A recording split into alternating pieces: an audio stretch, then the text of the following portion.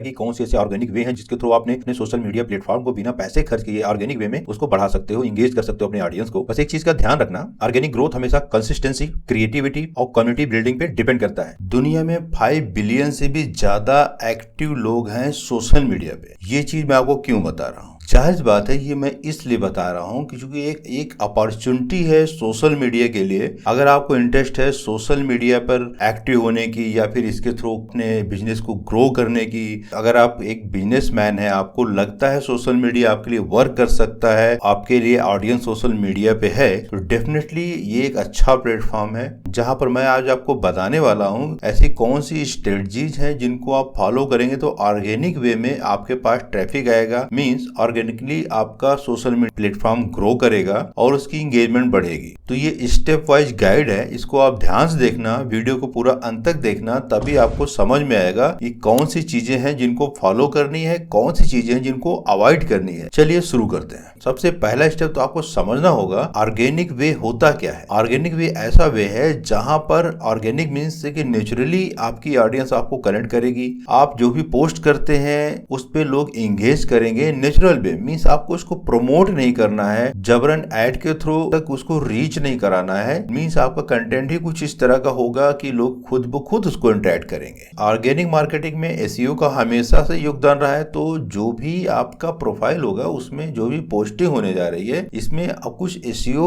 Strategies हैं जिनको follow करना बहुत जरूरी है। एक ब्रांड है ग्लोसियर एम्पावर करके, यहाँ पर ये लोग करते क्या है कि जो यूजर जनरेटेड कंटेंट होता है सिर्फ उसको पोस्ट करते हैं, सिर्फ उसी को पोस्ट कर करके ही इन्होंने अपनी प्रोफाइल को काफी स्ट्रांग बना रखा है और काफी इंगेज है इनकी ऑडियंस इनके सोशल मीडिया प्रोफाइल पर। अगला स्टेप आता है कि आपको अपनी ऑडियंस को पहचानना है कि वो किस सोशल मीडिया प्लेटफॉर्म पर अवेलेबल है जहां पर आप उसको टारगेट कर सकते हैं। अगर इंस्टाग्राम टिकटॉक की बात करें तो यहाँ पर आप कुछ रील्स और शॉर्ट यूज कर सकते हो, स्टोरी टेलिंग ज्यादा पॉपुलर होते हैं। लिंक्डइन और ट्विटर पर आप काफी प्रोफेशनल वे में अपनी चीजों को पेश कर सकते हैं, मीन्स आपका खुद का जो प्रोफेशनली एक्सपीरियंस रहता है उन चीजों को आप यहाँ पर शेयर कर सकते हैं। पिंटरेस्ट और रेडिट ये काफी माइक्रो निशेस होते हैं जहां पर स्पेसिफिक ऑडियंस ही इस पे इंटरेक्ट करती है। यूट्यूब एक बढ़िया प्लेटफॉर्म है अगर आपको किसी चीज को इन डेप्थ बताना है, जैसे आप इस वीडियो को देख रहे हो जहां पर मैं आपको बता रहा हूं कि सोशल मीडिया आप कैसे ग्रो कर सकते हो ऑर्गेनिक वे में, तो यहाँ पर मैं इसको डीपली कवर कर रहा हूं, तो यूट्यूब इन सब चीजों के लिए एक बेहतर प्लेटफॉर्म है। अगला स्टेप है कि आपकी जो प्रोफाइल है वो काफी ऑप्टिमाइज होना चाहिए एसईओ के अकॉर्डिंग। लाइक अगर आप कुछ फिटनेस एक्सपर्ट हैं तो आपका यूजर नेम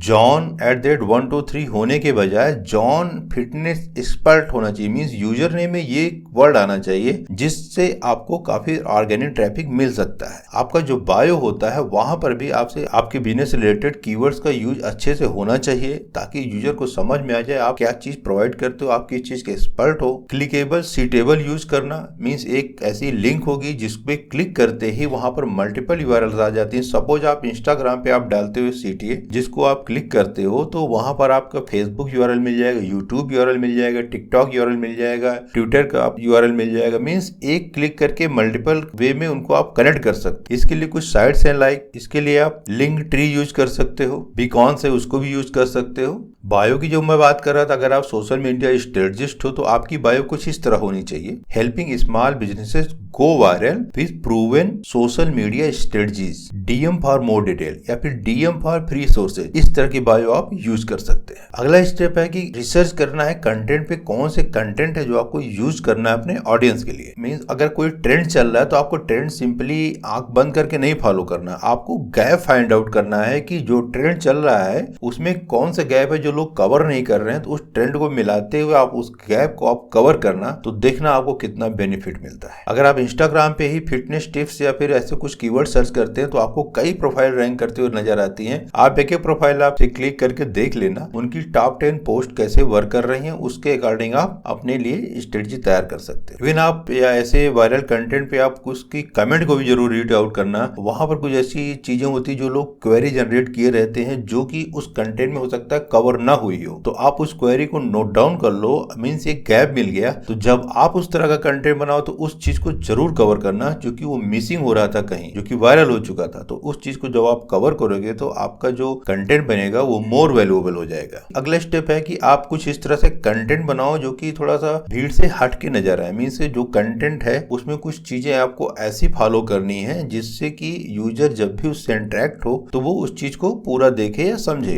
जैसे कि कुछ पैटर्न इंटरप्ट आप यूज करो, कुछ हुक यूज करो। अपने वीडियो को शुरुआत में ही आप कुछ हुक यूज कर सकते हो, like stop wasting time on these things. दूसरा है स्टोरी टेलिंग ओवर सेलिंग। आप कुछ स्टोरी टेलिंग चीजों को यूज करो किसी चीज को सेल करने के लिए। लोग स्टोरी टेलिंग चीजों को ज्यादा याद रखते हैं, ज्यादा शेयर करते हैं, ना कि डायरेक्ट सेल पिच की। क्या अगर आप डायरेक्ट आप किसी चीज को सेल करने की पिच करते हो तो वो उस चीज को ज्यादा वैल्यू नहीं देते हैं। शेयरेबल फॉर्मेट यूज कर सकते हो, लाइक पोल्स का ऑप्शन दे दो, मीम्स यूज करो, क्रॉसल्स यूज करो, और आप बुकमार्क दिस इस वर्ड को भी यूज करो। इस तरह की चीजों से यूजर ज्यादा इंटरेक्ट करता है, ज्यादा इंगेज रहता है और ऐसी चीजों को शेयर भी खूब करता है। सपोज अगर आपका टॉपिक है 5 डिजिटल मार्केटिंग टिप्स, तो इसको आप कुछ दूसरे तरीके से यूज कर सकते हैं। 5 digital marketing mistakes that cost you money. Means इसमें एक फियर बैठा हुआ है। अगर कोई भी इस लाइन को पढ़ता है तो उसके अंदर एक फियर जनरेट होता है। डेफिनेटली वो आपका कंटेंट को देखना चाहेगा कि ऐसी कौन सी मिस्टेक्स है जिससे यूजर का पैसा वेस्ट हो रहा है। अगला स्टेप है स्मार्ट शेड्यूलिंग एंड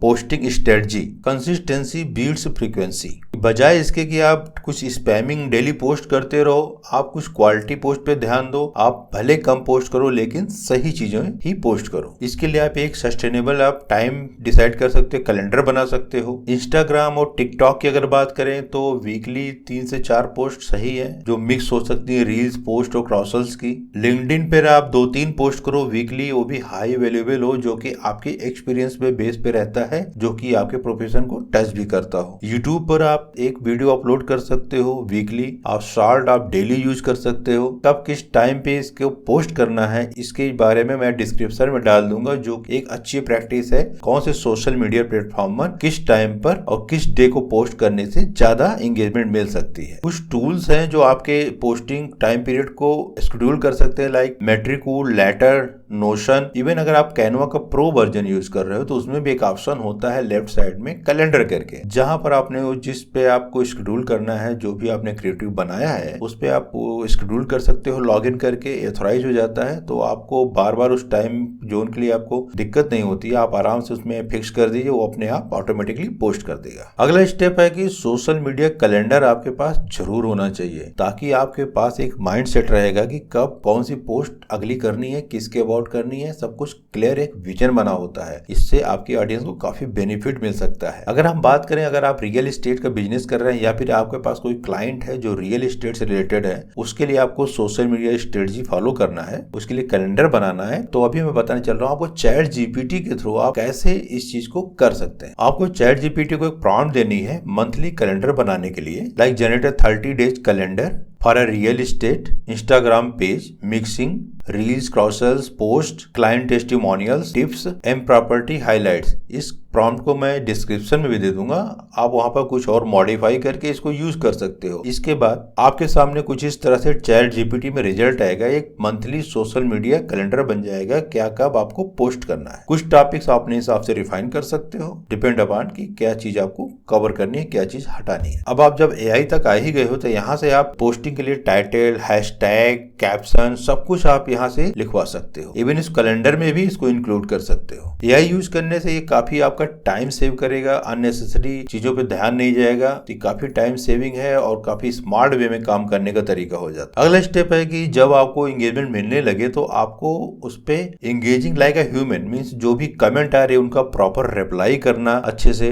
हो सके तो आप लाइव जाओ वीकली या मंथली, अपने ऑडियंस से कनेक्ट करो, उनकी क्वेरीज को सॉल्व करो, कुछ फ्रीबीज देते रहो, ताकि वो आपको आप अपने पोस्ट में आप डालते जाओ कि आप डीएम कमेंट में लिख दो या फिर वो डीएम करें। तो डीएम या कुछ और वर्ड जो लोग आजकल कमेंट में आपने देखा होगा लिखाते हैं, इससे उनकी रैंकिंग में बढ़ोतरी होती है। इसीलिए वो इस चीज को कहते हैं आप इसमें डीएम लिख दो या फिर ये वर्ड लिख दो, तब मैं आपको इनबॉक्स करता हूँ इसके फ्री रिसोर्सेज। तो इस तरह की चीजें भी कराते रहना, जिससे आपकी प्रोफाइल काफी एक्टिव और मेंटेन रहेगी। अब अगला स्टेप आता है कि इसकी एनालाइज करते रहना। एनालिटिक में जाओ, इंस्टाग्राम में, यूट्यूब में, ट्विटर में, हर जगह एनालिटिक्स अवेलेबल होता है, उसमें जाओ।